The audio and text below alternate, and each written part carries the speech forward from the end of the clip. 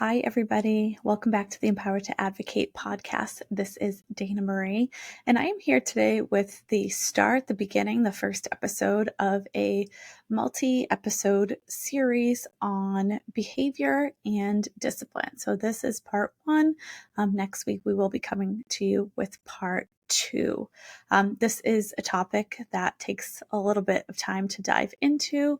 So we want to make sure that we cover as many of your questions as possible. We have heard from parents and caregivers quite a bit in the last couple of weeks around struggles they're having, challenges they're having, especially when it comes to their child and school behavior, but also school discipline. So through these next couple of episodes, we're going to try to answer some of the questions that we've been getting and share some information with you, some data, some statistics, a little bit about the law and the law that sort of governs behavior and school discipline for children with disabilities. So there's a lot to cover here, and that's why we're going to chunk it out in the next few weeks. Over the next couple of episodes. So I'm actually going to dive right in, and I am going to start by sharing, like I said before, with you some data, some statistics, just to sort of set the stage for what we're going to be talking about today.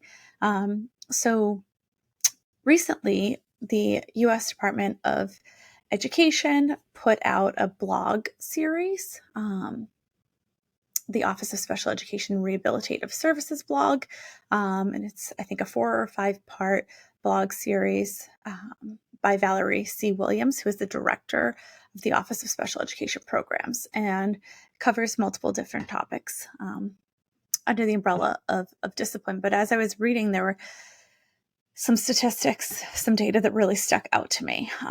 So I'll start with this. 1,591,473 disciplinary removals for students with disabilities in the school year 2017 and 2018.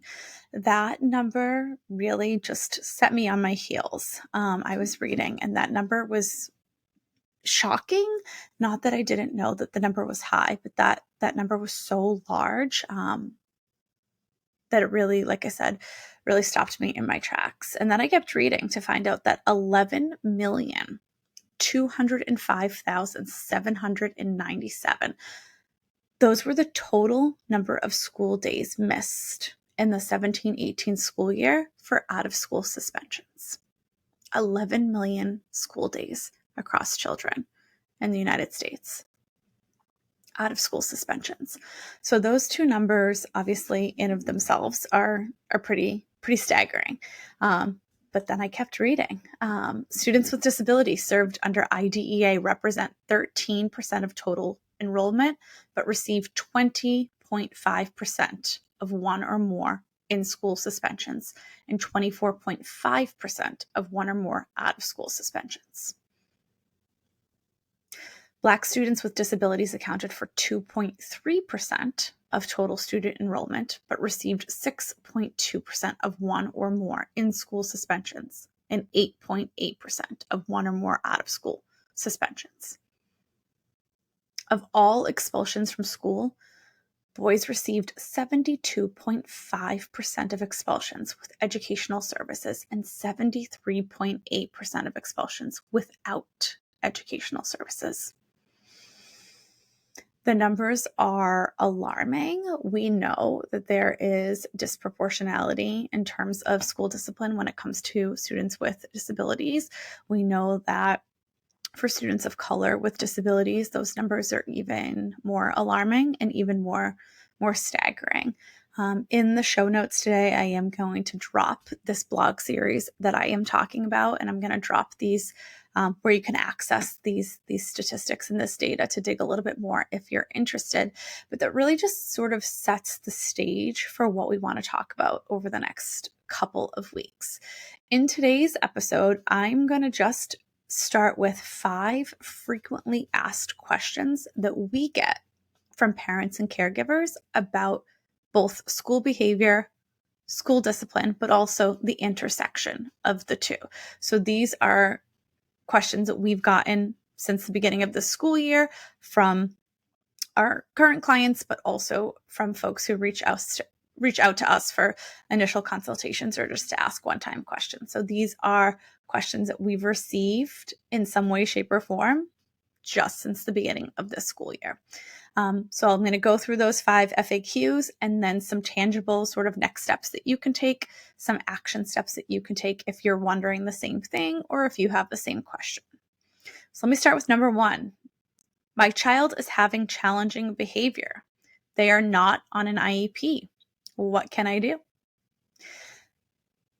Under IDEA, any child who is experiencing challenging behaviors that could be related to a disability that child has, it is a requirement. It is on the school. It is on the public school district to evaluate that child to see if they have a disability that is impeding their access to their education and contributing to challenging behaviors inside their classroom, inside their school. As a parent or caregiver, you can also request that your child be evaluated if you are noticing that you're getting lots of reports of challenging behaviors, both maybe at school and at home, or the teacher's continually reaching out to you, you're getting lots of emails, maybe calls from a principal or assistant principal. If this is happening for you frequently and your child has not been previously diagnosed with a disability or they do not have an IEP, you can reach out to the school district and say, hey, I have concerns about my child, their challenging behavior. What we've been doing up to this point hasn't helped. I would like to start the initial evaluation process. I would like to have them evaluated to understand A, if there is a disability, but B, if they do need services to help support them in school, especially when it comes to challenging behavior. So just because your child is not on an IEP right now, does not mean that it is possible that there is an underlying disability or an underlying reason why they're experiencing challenging behaviors in school. We often hear this question from young kiddos, parents of young kiddos who perhaps have had questions or thoughts about the evaluation process or thoughts about whether their child might actually qualify for special education but have not initiated the process yet. So that is one thing that you can do if you're starting to have these questions about whether your child's school behavior might be related to an underlying disability. The second sort of FAQ question that we've been getting from parents is, my child is on an IEP. They even have a positive behavior support plan. In the past, they've had what's sometimes referred to as a BIP. An FBA was conducted maybe a couple years ago or 3 years ago. Maybe they even have a consultation on their IEP from a BCBA. So presumably has services, is getting accommodations for their behavior, but you've noticed an uptick in behavior, or maybe the school's reaching out more, or like I said, you're getting emails from the teacher, from the principal, for the assistant principal, or perhaps you're seeing new behaviors that did not exist before, or maybe some of the strategies or interventions that worked before just don't seem to be working anymore. At this point, it is well within your bounds and your rights to say, we need to get everyone back together. We need to discuss this. We need to maybe do an updated functional behavior assessment. We maybe need to do an updated positive behavior support plan. At the very least, we need to reconvene the IEP team to see what's going on here, to see what the challenging behaviors in school are, what might be leading to them, what strategies and interventions maybe have been tried but haven't worked. Maybe there are a couple that have worked. We've got to get everyone back together, the parent or parents and caregivers, the school team, the teacher, the BCBA, so on and so forth, to all get on the same page about updating the plan, updating the IEP to help support your child who needs the services of a positive behavior support plan, who needs specific accommodations for their behavior in school. Which kind of leads me to my next FAQ. Unfortunately, this has happened and come up a few times recently. But number 3, we hear from parents who have quite frankly been blindsided in meetings, whether they're IEP meetings, whether they're just sort of informal reconvene meetings. Maybe you have quarterly meetings scheduled with your school team. What can sometimes happen is, as a parent or caregiver, you sit in the meetings. You maybe haven't heard from the teacher, principal, assistant principal, BCBA, other support staff much, but you sit in the meeting and you're hearing that your child has increased challenging behaviors, or they're seeing different behaviors, or they're seeing different things come up that haven't come up in the past, and it's the first time that you've heard of it. Nobody likes to be in that situation. Nobody likes to be in an IEP meeting and be getting information that's difficult to digest and hard right in that moment without having time to think about it beforehand. So if this feels like something that's happening to you, that you're going through right now, one of the things that we recommend, maybe you can't avoid, maybe you've already sat in that IEP meeting, maybe that's already happened to you, maybe you've already been blindsided with new data and information. After that meeting, once you take a beat, you can say, there's a way to say it where you can say, it was hard for me to get that information all at once. One way that I can be kept abreast of the situation moving forward for the rest of the school year in a more consistent way, I would like to request maybe bi-weekly data, behavior data and graphs from the BCBA. So if your child has a BCBA on their team, requesting weekly, bi-weekly, maybe even monthly would feel appropriate and good to you. Data graphs. Then when you enter into those meetings with the entire school team, you have the information already. You can see the trends. You can see when your child's behavior maybe has increased, or maybe when the challenging behavior has decreased, or maybe you notice an intervention or a strategy that's working. Perhaps there's something going on at home, a medical intervention, a sleep schedule off, things like that you can look at that data and be like, oh, that week makes sense. We did a lot of traveling, or nobody was sleeping, or everyone at home was sick, or something like that. That can just give you and the school team a more holistic understanding of what's going on. And then it gives you the information you need to go into those meetings. Like I said, nobody wants to be blindsided in those meetings. So reaching out, asking the school team to share that data with you more consistently, more frequently, so that you don't find yourself in that situation.